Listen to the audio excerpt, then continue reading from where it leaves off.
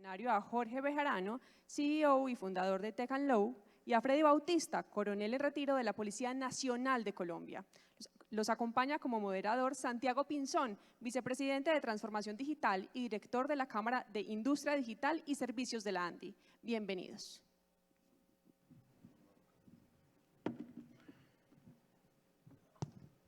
Bueno, muy buenas tardes a todos. Coronel Jorge, como Luis Felipe nos puso una actividad esa de pararse y saludar y todo lo que estaba haciendo para despertarlos, vamos a tratar de hacer algo también dinámico para hacer el mismo juego, y es algo muy sencillo. ¿Quién tiene un celular acá? Levante la mano. Listo. Ahora entreguen el celular a la persona que está a la derecha de ustedes. No, es en serio, hay que entregarlo. Sí, sí. ¿Lo entregaron? Pero entréguelo. ¿Se sienten tranquilos o no? Levante la mano el que se siente tranquilo. Levante la mano el que se siente tranquilo. Ok. Jorge. Coronel. No, coronel, perdón, ¿usted qué dice? Bueno, la segunda parte de esta dinámica consiste en el teléfono que recibieron, pasarlo nuevamente a la persona que está a la derecha y decirnos si se sienten tranquilos y seguros. Pásenlo. Jorge. Alejandro Laya, por favor, colabore. Aquí la ventaja para los que están en una punta es que ya no tienen un teléfono, tienen tres. Lina, entregue su celular Muy también, bien, Lina. muy bien. Bueno, acá se rompió una cadena por ahí, etcétera. Bueno, ¿qué reflexión nos puede dar esto? ¿Quiénes de ustedes no estaba tranquilo porque de pronto el celular no estaba con contraseña o justo lo tenían desbloqueado y no se bloqueó automáticamente? ¿Sí? Entonces, una técnica es, antes de pasarlo, aunque sea lo bloqueo, ¿no? ¿Qué nos importa más? ¿El valor del dispositivo o la información? Levante la mano a los que le importa más la información. ¿Qué les importa más el equipo? El equipo. Ah, no, a nadie le importa el equipo. Muy bien, entonces, No lo devuelvan. si el teléfono que tienen en su mano es de mejor gama que el que usted tenía, puede quedarse con él. ¿No les importa el equipo? No. Pues aquí lo dijeron, está grabado. ¿Sí? Bueno, listo, ya por favor lo pueden devolver. Hay un usuario, hay muchos Devuelvan el usuarios celular, con por favor. nomofobia. Como vamos a hablar de seguridad digital, nos parecía importante hacer ese ejercicio, que es un tema muy básico cuando se habla de seguridad digital, y es el tema de confianza y el tema de administrar riesgos, pero sobre todo la cultura de confianza en seguridad digital. No importa el tamaño de la organización, no importa el país, y obviamente no importa si está tranquilo o no está tranquilo. Lo que toca es construir confianza, que eso depende de todos en un tema de ecosistema. Entonces aquí tenemos a dos expertos que quiero que se presenten rápidamente para que aprovechemos el nivel de conocimiento y experiencia que nos acompaña en este panel. Coronel, por rango, por favor, empiece usted. Gracias, Santiago. Buenas tardes a todos. Soy coronel de la Reserva Activa de la Policía. Estuve vinculado a la Policía Nacional por espacio de 29 años. Durante 20 de estos años fui jefe del Centro Cibernético de la Policía, su fundador, que es la instancia de cibercrimen de Colombia. Actualmente soy ciberaliado de Europol y consultor en ciberseguridad y docente maestrías en algunas universidades del país. Jorge. Gracias, Santiago, y un gusto y muchas gracias por la invitación a la ANDI. Mi nombre es Jorge Bejarano, soy el director ejecutivo de una compañía que se llama Tech & Low, abogados y ingenieros consultores. Es una compañía que se ocupa de temas de seguridad digital, protección de datos y gobierno digital, y todo aquello donde hay una relación entre dos mundos que son el del derecho y la tecnología. Ahí nos ocupamos de esas zonas grises, ahí nos metemos nosotros, es nuestro nicho. En particular, pues yo fui servidor público por más de 25 años en diferentes instancias de gobierno, en todos los niveles, y pues más recientemente he estado muy metido en el tema de ciberseguridad por haber estado liderando desde el gobierno como directivo del MINTIC todos los temas relacionados con la seguridad digital del Estado. Y en el marco de ese trabajo tuve el privilegio de liderar la formulación de la actual política pública de seguridad digital de Colombia, que es el COMPES de seguridad digital. Y actualmente también soy consultor del programa de ciberseguridad de la OEA, donde también estamos apoyando al gobierno nacional en la formulación justamente de la nueva política. Genial. Bueno, entonces empecemos porque el tiempo está cortico. En el contexto, digamos, el primer ejercicio internacional ¿Qué está pasando en seguridad digital? Si quieren empezamos por Jorge para cambiar el orden. ¿Y cómo está esa realidad? Arranquemos por algo. ¿Qué es seguridad digital y qué está pasando a nivel mundial en términos de seguridad digital? Bueno, muy bien, pues la seguridad digital es ese, y lo dijo muy bien al inicio Santiago, es esa sensación de confianza que en un momento determinado podamos todos sentir en el desarrollo de nuestras actividades en todos los ámbitos en el entorno digital. Y tiene todo que ver con la confianza. Si yo no estoy seguro en ese vecindario, pues no salgo. Entonces no tendríamos, si veíamos ahorita las cifras que estaba mostrando el colega de Mercado Libre, y no hace mucho, hace unos 2 años, había un estudio que se hizo por parte de la Cámara Colombiana de Comercio Electrónico, y una de las razones por las que menos hacían transacciones, o los que no hacían transacciones de comercio electrónico, tenían como su principal razón la desconfianza en las transacciones y no les gusta usar el entorno digital para ese tipo de transacciones. Bueno, el Foro Económico Mundial tiene un reporte que es el Reporte Global de Riesgos, en su versión de 2019, para que tengamos en cuenta ese entorno. Pues básicamente, por primera vez hay 2 riesgos del entorno digital, o 2 riesgos del ámbito tecnológico, para decirlo mejor, para ser más precisos, que son el de robo o fraude con datos y el de ataques cibernéticos, que están en el top 5 de los riesgos que tienen mayor probabilidad y que son los que más preocupan a los líderes mundiales. Y en términos de impacto, también hay riesgos en el ámbito tecnológico.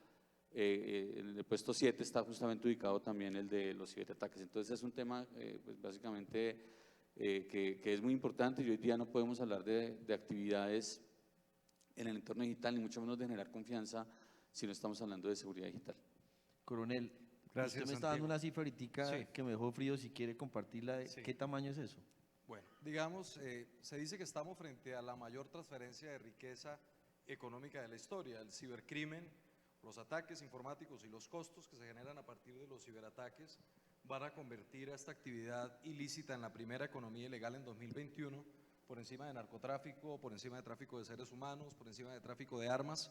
Es decir, estamos hablando ya que solo en 2019 se calcula el costo de daños sufridos por las empresas en el mundo en cerca de 6 billones de dólares. Si esta cifra la llevamos apenas unos 2 años atrás, en 2016 alcanzaba los 3 billones de dólares. ¿Qué está pasando, digamos, entonces a nivel mundial? Pues un crecimiento exponencial en el número de ciberataques, en los cuales ningún sector se ve excluido ni exento de ser víctima potencial de un ciberataque, y lo vemos a diario, en donde la afectación involucra diferentes negocios, diferentes compañías, sin importar, insisto, el sector, bien sea del ámbito gubernamental, bien sea del ámbito de la cadena alimenticia, bien sea del sector salud, bien sea del sector industrial. Todos se ven enfocados a esta ola que digamos que se está sufriendo a nivel mundial. Y algo también que llama mucho la atención, por ejemplo, se habla que para 2020 las personas que se dedican a la ciberdelincuencia van a triplicar el número de plazas sin cubrir de empleos de ciberseguridad, que se calcula a nivel mundial en 3.5 millones de plazas que van a estar sin cubrir en empleos de ciberseguridad. En este momento la demanda de las compañías a nivel mundial para protegerse pues es supremamente alta, dado este crecimiento del que hablamos, Santiago. Cuando uno habla de ese contexto de ecosistema digital, uno sabe que hay capacidades del sector público, capacidades del sector privado. ¿Cómo trabajar eso, Jorge, ahora que estamos hablando de transformación digital y uno sabe que inteligencia artificial, como lo estaba diciendo Aldo, y otras que se están desarrollando de tecnologías pueden ser parte de la respuesta? Porque obviamente los criminales también las utilizan, pero ¿cómo puede uno utilizarlas para atender este tipo de riesgos? Sí, o sea, yo creo que acá hemos hablado y han estado muy interesantes las charlas en la agenda que hemos tenido, y hemos visto el impacto pues, que tienen las tecnologías emergentes y las oportunidades que generan para apoyar nuevos emprendimientos o para ser fuente de emprendimiento, pero también son tecnologías que están al servicio de los delincuentes y que también deben usar las organizaciones pues, para poderlos detectar. Entonces, hablábamos antes, compartíamos que ya, por ejemplo, nosotros estamos escuchando, hablamos acá mucho de las fake news, ¿cierto? Hoy ya no se habla de eso ya está pasado de moda, ya existen las deepfakes, o sea, las mentiras profundas. Usan tecnologías de inteligencia artificial para, por ejemplo, con solo una muestra de voz de una persona, lograr sintetizarla y generar un mensaje de audio tan perfecto que un colaborador no sería capaz de distinguirlo como Mauricio Ceballos. Digo, mira, el vicepresidente de Carvajal. Digo, hermanito, te ordeno, hablo como Fernando. el jefe. Y Fernando le dice, Mauricio, te doy la orden de que por favor contrates a Jorge Bejarano y le des una asignación mensual sencilla. Vamos a darle por ahora 50 millones de pesos mensuales, pues para que pueda empezar a asesorarnos. Y Mauricio sale y hace esa orden de compra rapidísimo, porque no logra distinguir entre el Fernando real y el Fernando que fue generado a partir de este tipo de técnicas. Y también con videos se logra hacer ese tipo de cosas. Entonces, esas tecnologías están siendo empleadas por los humanos, pero también pueden ser empleadas, y de hecho las empresas de seguridad, las empresas que traen esta parte del ramo, utilizan también tecnología basada en inteligencia artificial para pues generar nuevas técnicas para detección, ya no basado, antes se hablaba de técnicas basadas en comportamiento, no, eso ya está también pasadísimo de moda, ¿sí? Ya toca es integrar con una cantidad de sensores para poder generar análisis mucho más completo de posibles fraudes. Coronel, ¿algún comentario? Sí, por supuesto. El escenario que plantea Jorge de utilizar inteligencia artificial para generar esos escenarios simulados se vale también de algo, o aprovecha algo que es muy usual en los colombianos, en los empresarios, en las diferentes industrias, y es que no cuidamos los datos y hay, digamos, muchísima información expuesta en fuentes abiertas, me refiero a redes sociales, en los mismos portales, portafolios de las compañías, comunicaciones y demás, y eso no viene apalancado a protocolos o a procedimientos definidos y claros, por ejemplo, de tratamiento ante clientes, proveedores, ante jefes en el momento de despachar mercancía o de generar alguna transferencia.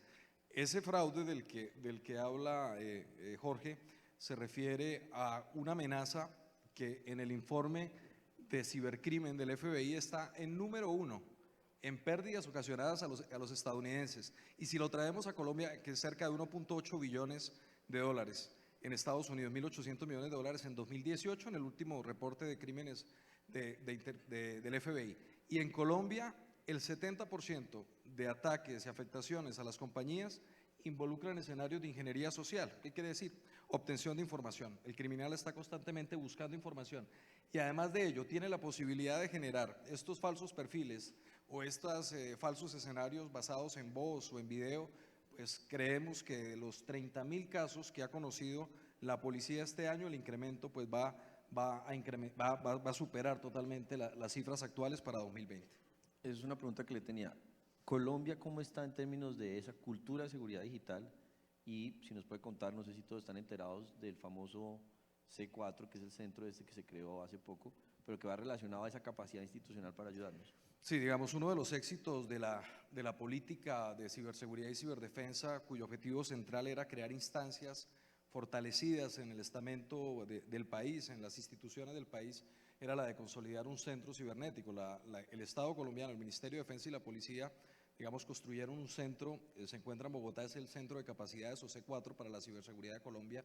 Yo creo que es un centro único en Latinoamérica, al menos, con las capacidades para poder concentrar, y se creó con uno de los objetivos que tiene mucho que ver con lo que estaba hablando ahora, y era concentrar las denuncias y los casos.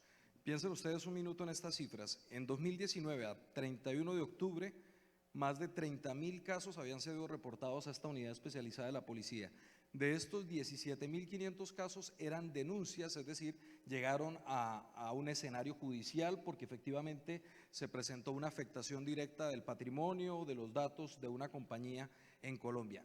12.000 casos fueron reportados como incidentes, es decir, no escalaron al ámbito penal porque la compañía, digamos, pudo gestionar este evento. Eso denota, en el caso de los incidentes, un 54% más que en 2018, de capacidad de respuesta, pero también de denuncia. Y entonces usted me habla, Santiago, de cultura.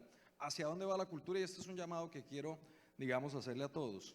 Se incrementa mucho el reporte, ya hay más conciencia del ciudadano colombiano, del empresario colombiano, de reportar los incidentes, digamos, porque es consciente que compartir información y poderla exponer ante la Fiscalía con la aplicación a denunciar, que también ha tenido un incremento desde julio del 2017 a esta fecha, se han recibido más de 27.000 denuncias en esta aplicación a denunciar. Eso que lleva a tener datos que nos permiten, digamos, a las autoridades, a los tanques de pensamiento, a los observatorios del delito, inclusive desde el ámbito académico, estudiar el comportamiento de los cibercriminales en Colombia, identificar los vectores que todos ustedes ya conocen. la notificación falsa de la Dirección de Impuestos, la notificación de la fotomulta, la notificación del embargo judicial, la citación a la Fiscalía, que sin lugar a dudas los vemos como casos aislados, pero cuando se suma toda esa data encontramos que detrás de esos ataques que parecieran dispersos, grupos criminales con asiento en otros países y con una capacidad sofisticada de seguir generando ataques más sofisticados a Colombia. El caso del correo electrónico que imagino ustedes han visto del jeque que le deja una herencia y que le ha dejado a ustedes una plata. ¿Cuántos de ustedes han recibido ese correo? ¿Cuántos han abierto el correo? Ninguno tiene pariente jeque ni nada de esas cosas, ¿no?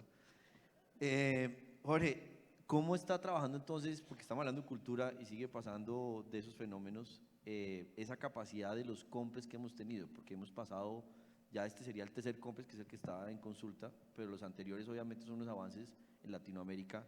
¿Qué estamos haciendo diferente ahora para ese compres que sea tan innovador? Pues bien, desde el COMPES 3701 en el 2011, que fue la primera política pública, se identificaba que el tema de educación y cultura era clave. De hecho, Colombia tenía una precaria oferta académica para al menos tener programas de educación tanto formal como no formal en estos temas.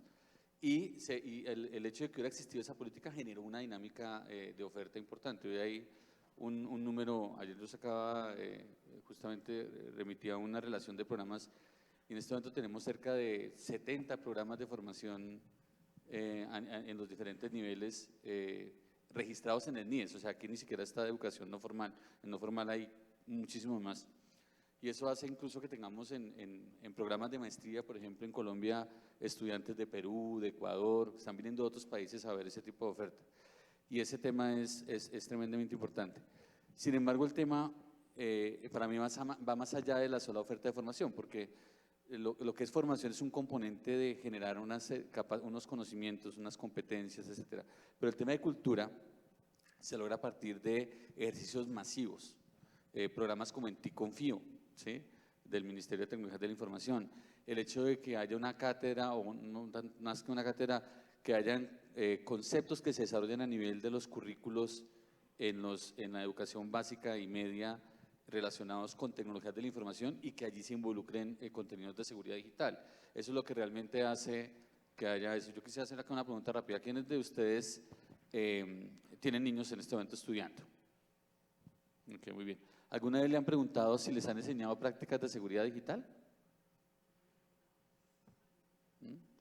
¿O qué tanto? Y si, por ejemplo, le soltamos un smartphone de 9 años, un regalo, el teléfono inteligente, con plan de datos, para que no se deje dar codo en el colegio, ¿sí? Entonces, hay unos elementos en los cuales, y yo quiero llamar acá, que en el tema de cultura es muy importante lo que hagamos cada uno de nosotros desde nuestro rol, en este caso como padres o cuidadores, o orientadores, tenemos que ser conscientes cuándo es el momento de entregar un teléfono inteligente, con qué pauta los entregamos, ¿sí?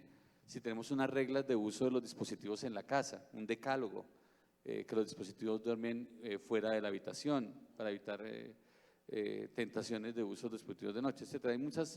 Hay muchas recomendaciones que se pueden hacer acá, pero lo importante acá es que todos entendamos qué rol podemos jugar dentro de ese ejercicio de cultura. Coronel, y sobre empresas también, esas dos cosas, o sea, el tema de lo que está mencionando Jorge, pero principales amenazas que están teniendo las empresas en temas de seguridad digital. Simplemente, digamos, muy en la línea de lo que decía Jorge, el tema del concepto de identidad digital, desde pequeños. Sin embargo, desafortunadamente, desde muy pequeños también ya estamos expuestos y esa identidad digital empieza a ser afectada, la integridad del concepto de ciudadano, de identidad digital, porque no se guarda una cultura, una política adecuada de preservar el dato del infante, del niño, de la niña, y por eso se exponen desde fotografías, desde fechas, desde documentos, publicaciones, que desafortunadamente ustedes saben que tan pronto se sube a internet ya es imposible que ese dato desaparezca, porque en segundos está ubicado en cientos y cientos de servidores a nivel global. ¿Qué le pasa a las compañías o de qué adolecen las empresas y las compañías en Colombia? Voy a enumerar las cinco primeras amenazas, y esto es a partir de un estudio reciente que se publicó por parte de la policía, y básicamente la primera está enfocada al ataque BEC, Business Email Compromise, compromiso de cuentas de negocio, o estafa del SEO. Suplantan al gerente, suplantan al cliente, suplantan al proveedor y consiguen transferencias no autorizadas o despacho de mercancías a terceros. En promedio, un ataque BEC puede costar desde 300 millones, incluso hasta 5.000 millones de pesos se han evidenciado y registrado en Colombia por transferencias o despachos de mercancías sin ese debido cuidado. Segunda afectación, y está creciendo muchísimo el tema del ransomware, el secuestro de información y las ciberextorsiones.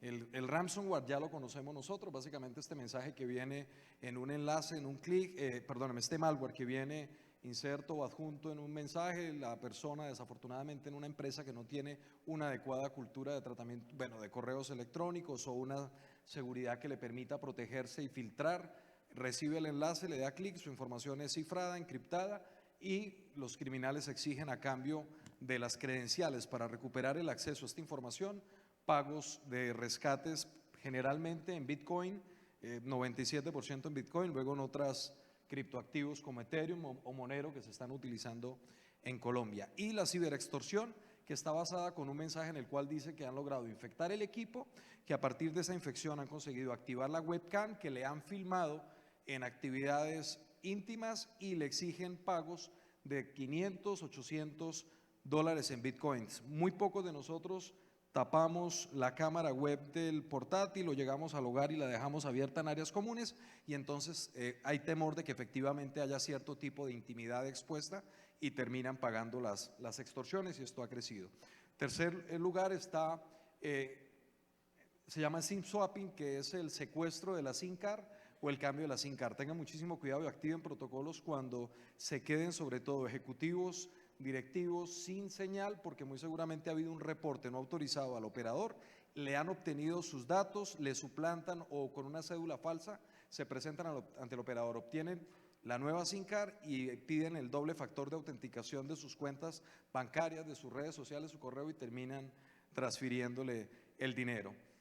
Está entonces también las estafas, ya lo hablaba, bueno, las estafas vinculadas a temas de comercio electrónico. Hay que verificar sobre todo cuando se hacen transacciones por canales no autorizados. Y un ataque que resulta, digamos toda la oleada de malware que resulta transversal me refiero, y llamo nuevamente la atención. Ahora que se acerca la temporada navideña, entonces promociones, bonos, correos, lo que tú hablabas del príncipe de Nigeria. Pero si me preguntan cuáles son los vectores de infección, los repito, la citación judicial, no corran a darle clic si lo cita la fiscalía, primero verifiquen si efectivamente ese enlace redirecciona al sitio de la fiscalía, tenga muy en cuenta, porque con una sola letrica que cambien el dominio ya esto se afecta. Citaciones, multa, fotocoparendos, es como la tendencia, eso es lo que ocurre, Santiago. Nos dejó tranquilos con toda la información, ¿no? No, hay que estar muy atentos, muy atentos. Jorge, ¿qué recomendaciones tiene para todos estos fenómenos? Bueno, yo creo que la primera, el sentido común, ¿no? O sea, yo creo que ganarse una herencia, o sea, que todavía en ataques exitosos de la carta de Nigeria, de la carta nigeriana, realmente es el oso más mayúsculo de la vida. O sea que todavía nos podamos creer eso. A mí me llegó un aviso de fotocomparendo, de hecho lo teníamos y claro, a uno que a veces le gusta andar un poquito rápido, desafortunadamente, y uno ve preciso aviso de fotocomparendo y ahora con las cámaras salvavidas o como le llamen en la ciudad que sea, entonces uno dice preciso caí. Bueno, no, hay que ver los remitentes, son cosas básicas, sobre todo tener su software antivirus o su suite de seguridad actualizados. A veces incluso dando clic, si usted tiene una buena herramienta de control a nivel corporativo en las organizaciones o a nivel personal, pues eso puede ayudar. Pero hay otros comportamientos que demandan un poquito más de rigurosidad. Entonces, por ejemplo, el hecho de que nosotros, por ejemplo, expongamos a personas queridas por nuestras redes sociales. La foto del niño en la puerta del colegio. Yo diría, no quiero recordar esa época de Pablo Escobar, pero en una clase decía, en una maestría, que Pablo Escobar sería feliz en esta época, ¿sí? Porque él no tendría que dedicar las 2 semanas que dedicaba para hacerle seguimiento a una persona con la que iba a cometer un atentado. Hoy lo haría en redes sociales y le costaría menos de 1 hora hacer un seguimiento por la irresponsabilidad con la que muchas veces utilizamos las redes sociales. Creo que ese es un mensajito chiquito así, compadre. Y coronel, y pues esto también es para Jorge, uno de los temas en seguridad digital es el talento. ¿Qué hacen las empresas buscar un tercero, cómo formar ese talento, porque finalmente es un cambio de mentalidad como hemos visto durante todo el día, pero el talento no lo tiene uno disponible. ¿Qué debería uno estar haciendo en ese trabajo con la academia y obviamente con la capacitación interna de las organizaciones? Es una de las líneas que están contempladas en el nuevo COMPES de confianza y seguridad digital. Y es efectivamente poder desde edades muy tempranas ir identificando a esos estudiantes que son muy destacados, que son sobresalientes, y ir generando como esa disponibilidad de talento humano, pero también generando algo que a mí me pareció muy interesante en un ejercicio que hicimos, y es ver cómo algunos países que son líderes en materia de estrategias de ciberseguridad, como Singapur, inclusive Estados Unidos o el Reino Unido, que tienen definido claramente la profesión de ciberseguridad, los parámetros de ese empleo, los niveles salariales, y eso motiva muchísimo para evitar la fuga de talento, porque desafortunadamente algo de lo que adolecemos es que hay mucha rotación por temas de escalas salariales, pero también fuga de talento del país. Entonces, digamos, como en esa línea. Y algo que es bien importante también, y va de la mano con una recomendación, y es que las empresas deben entender que en todo el ciclo de la cadena productiva, la ciberseguridad no debe ser vista como un costo, sino como parte de la operación, y yo diría como una inversión que a la larga termina